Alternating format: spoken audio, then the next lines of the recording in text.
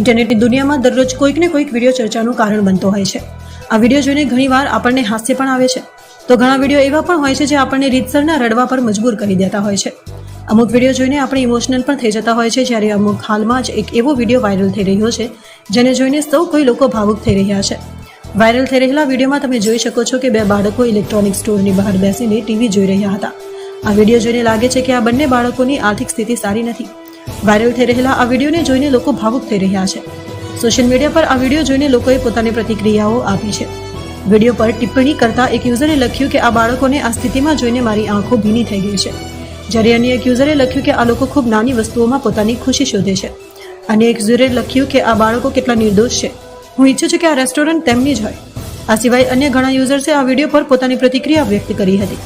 જાણકારી માટે આપણે જણાવી દઈએ કે આ વિડીયો ફેસબુક પર શેર કરવામાં આવ્યો છે અને આ વિડીયોને 14,000થી વધુ વ્યૂઝ અને સેંકડો લાઇક્સ મળી ચૂક્યા છે.